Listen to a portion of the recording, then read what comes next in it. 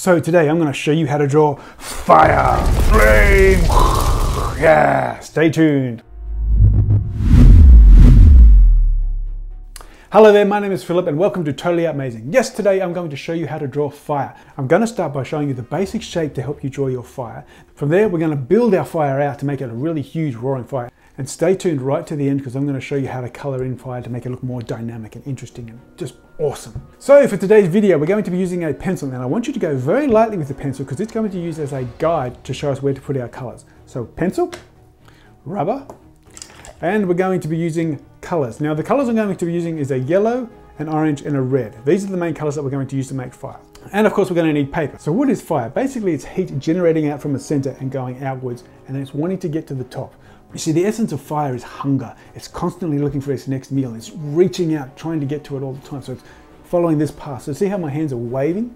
That's what our fire is going to do. So what's the best shape to think about when you're drawing fire? Ironically, it's a tear. Teardrops. But whereas tears drop, fire rises. So let me show you what I mean. So I'm going to start off by drawing a basic teardrop for the center here. So there's my tear. So what I'm going to do now, because remember how I showed you the waving hands? Fire is breaking away. So we're going to start drawing some tears inside the tear. See how that looks more dynamic and fiery now? So you can draw some tears inside. That helps accentuate the shape of the fire. So that's the basic outside shape. Now remember I said fire radiates from a center. So what we're going to have here, we're going to have a white core. So I'm going to have my tear shapes in here, like this. And that's going to be used for our center of our fire. So now we've got the basic premise of what the fire is going to look like. Now let's build it up to make it more of a roaring fire. So what we're going to do is basically extend our fire out. So we've got our shape coming like this, and we've got our half a tear there. And you can just start drawing half tears. And you can come back a little bit, like so. And sometimes you also notice with fire they have those little bits that break off, they sort of fly off. So we're going to put in a few of those too. And with those, I'm going to put one over here, I'm going to put in a curved one like that. So it's basically one single flame. But to do that, I need to make sure that there is a flame that it's coming off, like that. So there's my tear over here. Another tear there. And don't be afraid to mix the heights. So we've got a tear there, backwards tear there. Like that one. Play with it, work out what it's dynamic. It's not one particular shape. So some things are going to look good, some things you're going to try and they're not going to look so good. So just try another shape. And don't be afraid to mix and match the sizes of your tears, because that's going to help give it a more dynamic look.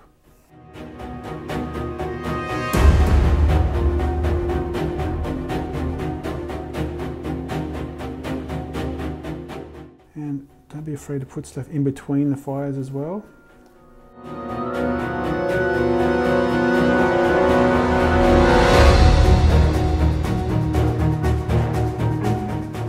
So now we've got a bit of a roaring fire over here. So what we're going to do now, I'm rubbing the bits that I don't want to be in between, because when I'm colouring now, I'm going to be colouring the edges of the fire in red first, so it's the more dominant colour, and then from in there I'm going to be using lighter colours, but the lighter colours will show the pencil through there. So if you want to make sure that there's no pencil in between the bits that you want to colour in, otherwise they will be seen. Okay, so let's start colouring, shall we?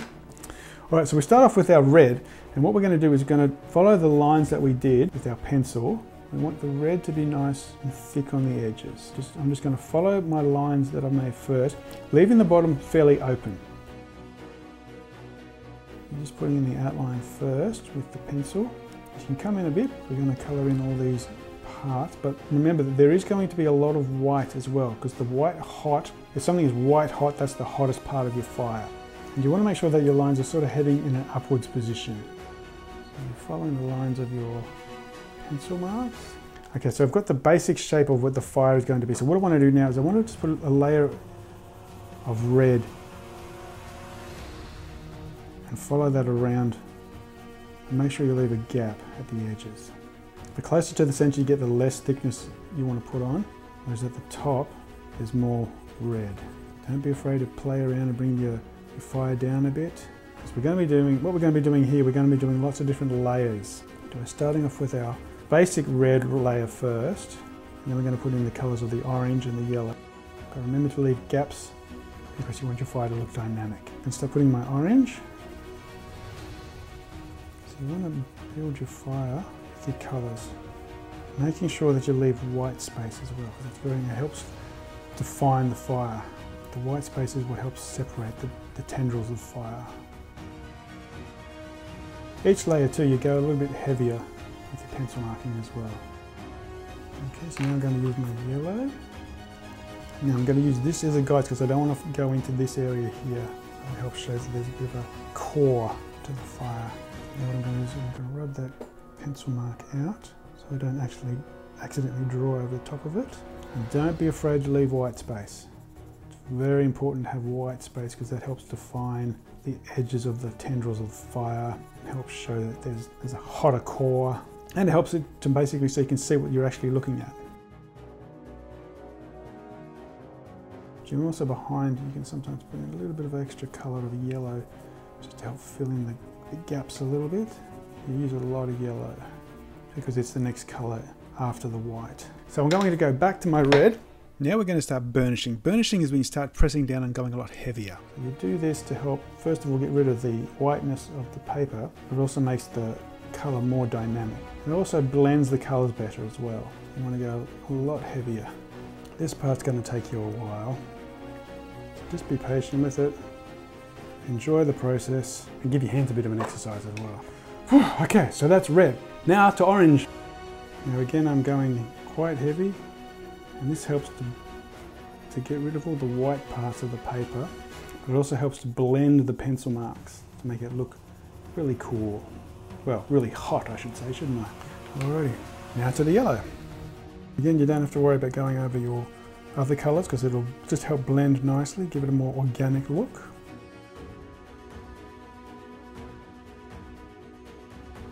And there you have it, a roaring fire. So remember, the key shape that you want to look for is a tier shape. It doesn't have to be an even tier, so you can break it up, have one side higher than the other, just play around with the shape. Remember, fire jumps around, it dances, it wants to move, it's very vain, it's hungry, it wants to reach the top. So I hope you found that useful, guys. If you did, why not share it with some friends and like, subscribe, and ring that bell button. Also, I have my own comic, it's called Antispire, there's a link down below. Other than that, guys, hope you enjoyed this fiery episode today, and I'll see you next time. Bye for now. Hello there, my name is Philip, and this is Totally Out Making.